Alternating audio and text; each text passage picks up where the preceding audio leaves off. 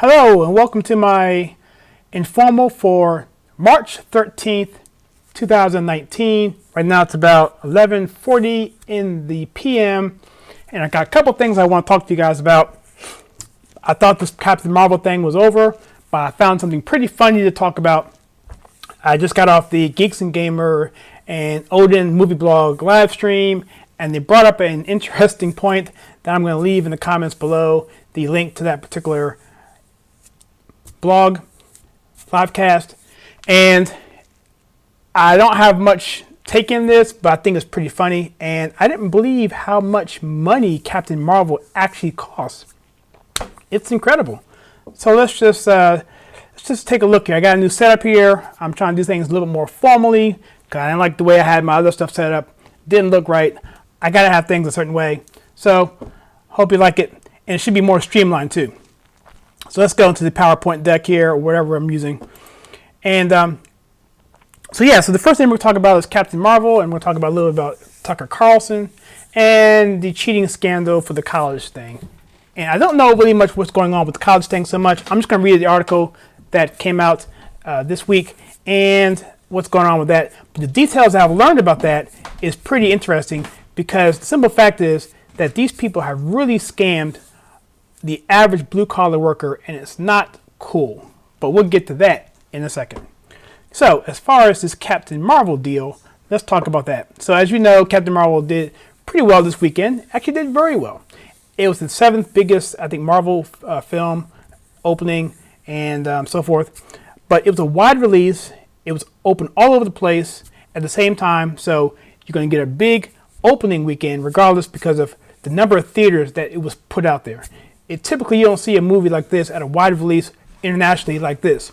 I didn't see Japan as part of that particular setup, but China and so forth and the rest of the world, for the most part, did launch. And I believe it's like $450 million worldwide, or $500 million worldwide, but $500 million. Okay, so let's take a look at this. So there's a article on Deadline, and this is the actual link. I'm going to actually jump to the actual website in a second here. But this is the actual link here. It says that Nancy reported that Captain Marvel shot past $500 million worldwide yesterday. Disney says WWE is up $524 million. One film finance sources believe that it's pretty much certain that Captain Marvel will see $1 billion around the world and break the glass ceiling for female-led picks at the global box office, dashing past Wonder Woman's final global of $822 million. I'm rounding up there. Domestic will be at $400 million. Captain Marvel will break. Now, here's the point. That's the reason why I'm even doing this part. It says Captain Marvel will break past. Let's start over. Captain Marvel will break even in the theatrical window by the end of the week, with $750 million worldwide. $750 million worldwide, and that's what Jeremy over there at Geeks+Gamers was talking about, and Odens movie blog. They're like, so they were just saying is, I'll leave a link to that blog as well, that live stream, that $750 million, how was that worded? That Captain Marvel will break past even the theatrical window by the end of the week with $750 million worldwide.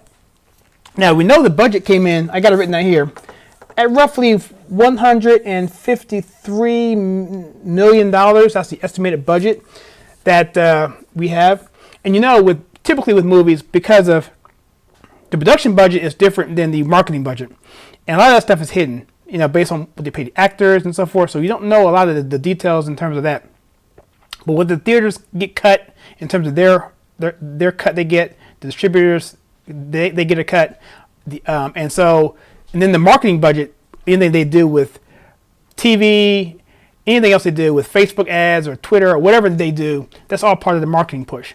And if you're talking about, now according to Odens movie blog, he thinks based on his expertise that since Deadline is such a pretty accurate source, that he pretty much takes these numbers for good as being accurate.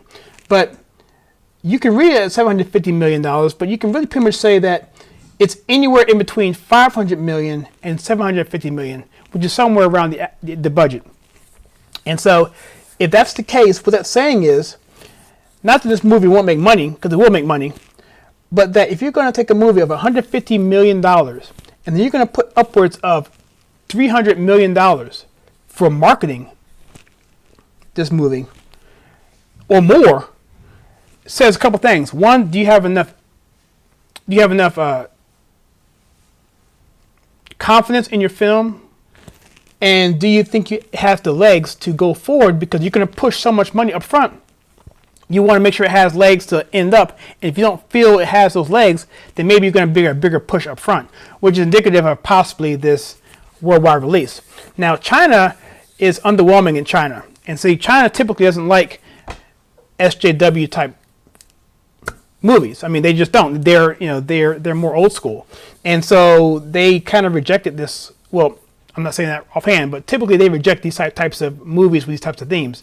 And with it not being as good as Aquaman, which is what I believe I heard that Captain Marvel did in China, it didn't quite get to the level of Aquaman in China. And that the trend in China is that it's going to be a downward trend in terms of money.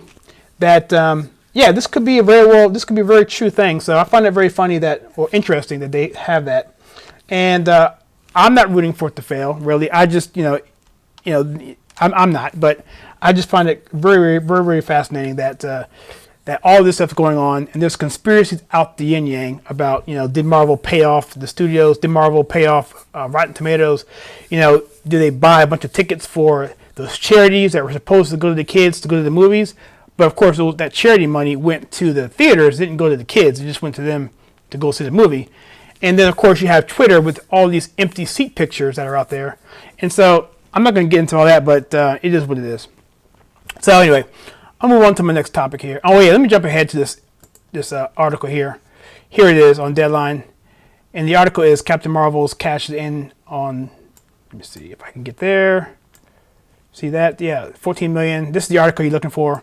I'll leave a link on this below, and the actual thing I quoted is right here. So you can see that. Okay, cool.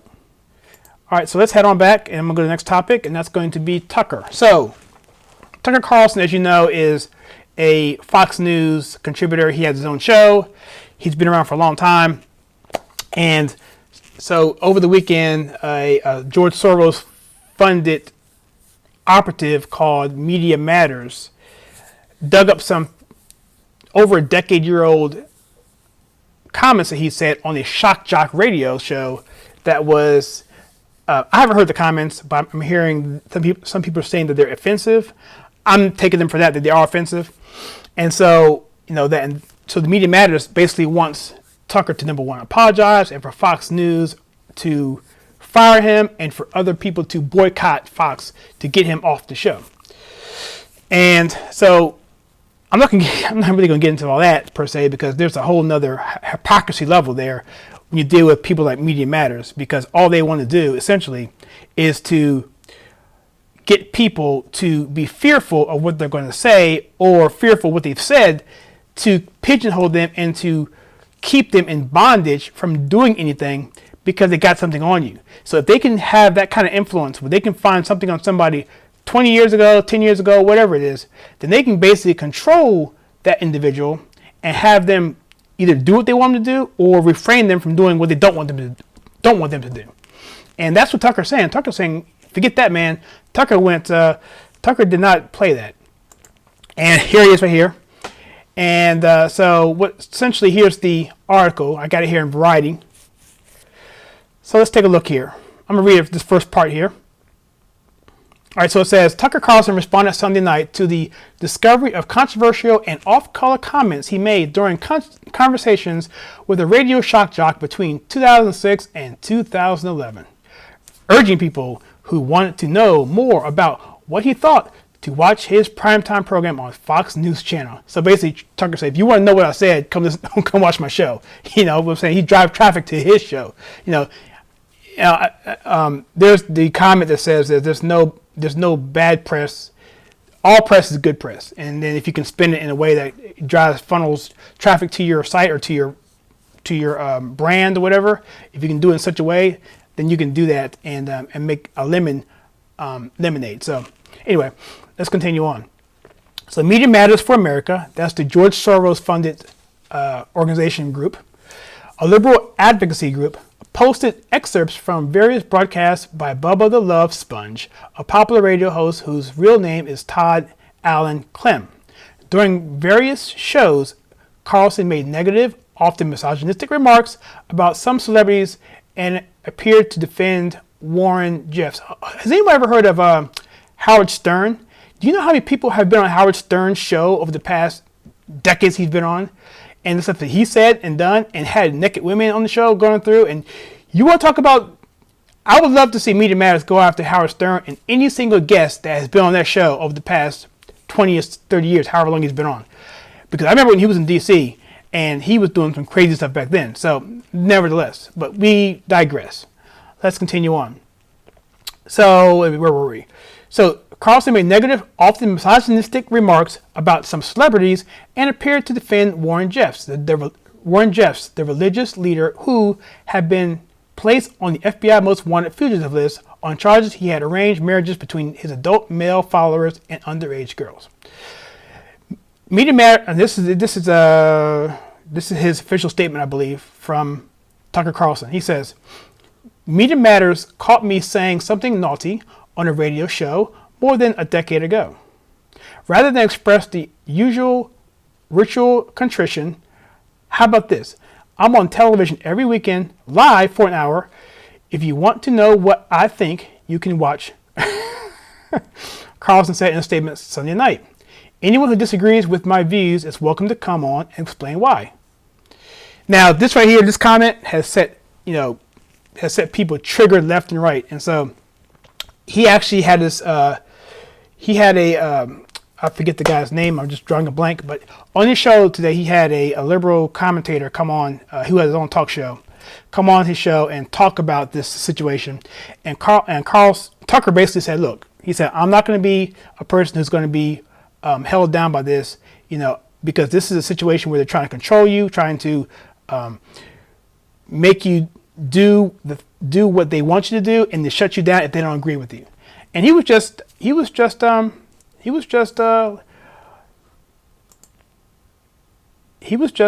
up thug life. Straight up. There he is. He was straight thug life on this interview. And I'm going to try and find that interview. In fact, if you bear with me, I'm going to pull it up real quick. I'm going to go off script here. Dave Rubin, that's what it was. He was on the Dave Rubin show. So let's do a quick search for that.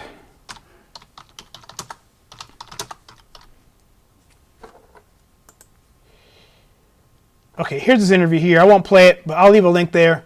But this interview was really awesome. And David Rubin is a liberal, classical liberal, who is becoming more and more conservative as the left leaves him, leaves his philosophy. So, again, this is not a political show, but this is something that I need to address because I try and grab sites like New York Times and LA Times and Variety because I don't want to be accused of, pulling in sources that oh my gosh, you put up Fox News or you put up Breitbart or whatever. But I'm pulling up sources that people can agree that these are sites that, that are not going to be controversial if you're coming from the other side of the argument. So there is that.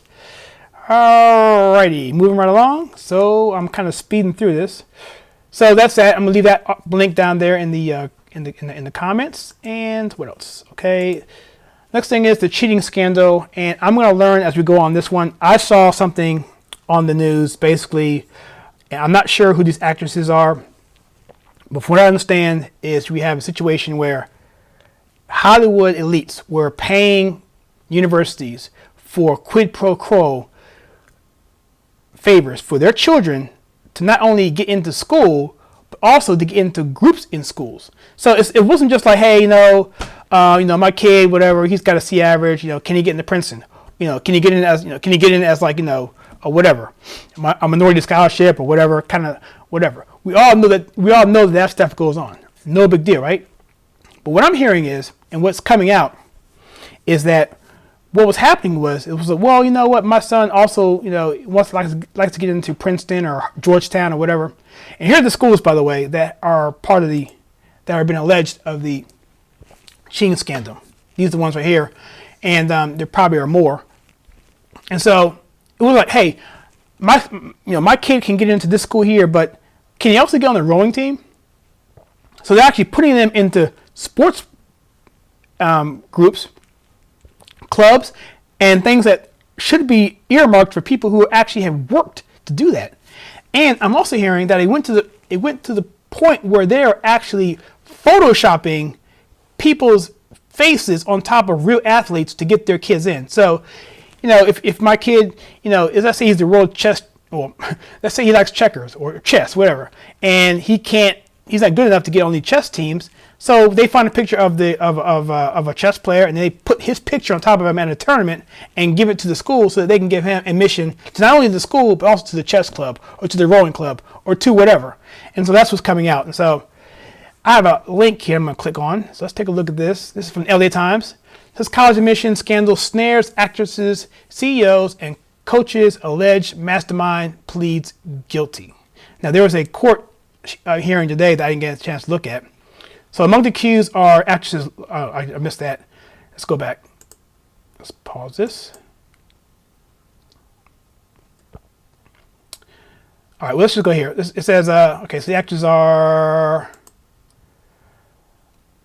Lori Loughlin and Felicity Huffman. Okay, I don't know who these people are. I don't know. I watch the news. I don't watch much, whatever. Anyway, an allegation that sent back shockwaves through the academia. Federal prosecutors on Tuesday accused top CEOs, 2 Hollywood actresses, and a legendary fashion designer of taking part in a audacious scheme to get their children into elite universities through fraud, bribes, and lies. The scheme, which began in 2011, centered around the owner of a for-profit Newport Beach college admissions company that wealthy parents paid to help their children cheat on college entrance exams and to falsify athletic records of students to enable them to secure admission to elite schools including UCLA, USC, Stanford, Yale, Georgetown, according to the court records. There's 50 people across academia and college sports, as well as a cadre of super wealthy parents, have been charged in what prosecutors say is the largest college admissions scam ever prosecuted. Some parents have participated in one aspect of the scheme, while others paid for both, stealing slots from hardworking students with legitimate grades and test scores, authorities said. I'll tell you what, if this is not a sermon, I don't know what is. I mean, I could go on and on about this. I mean, about the inequalities that certain people claim there are, and then they take advantage of those same inequalities. And I'm going to do a series on how welfare actually hurts the poor and how other things are basically not beneficial to the people that they were intended to be made for. And again, this all flies into that whole, this doesn't fly in what I was talking about before about the Captain Marvel, about in terms of people saying, you are being shut down and restricted, but it is a duality or an opposite of that. It's a diametrically opposed position, which says, at one side it says, okay, we're going to shut you down for what you believe, and the other side, what we're talking about here, is basically saying, look, we are going to shut you down for what we believe, what we're going to do. So it's good for us, but it's not good for you, and vice versa. So if this had been, let's just take it the other way. If this had been on the other side of the table, it would have been, the elitist right or the elitist conservatives taking advantage of this. And then it would have fallen right into their narrative.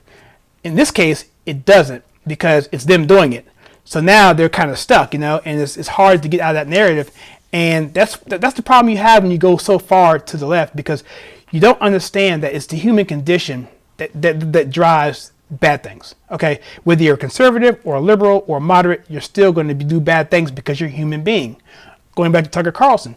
Tucker Carlson, is he perfect? Absolutely not. Is anybody perfect? Absolutely not. And so you're going to find somebody on something. You're going to find something on somebody always, unless you're perfect. And the only person that I know who was perfect was Jesus Christ, and he is the only one who's ever lived a life that's pure and without sin. So aside from that, everybody else outside of that is guilty of something.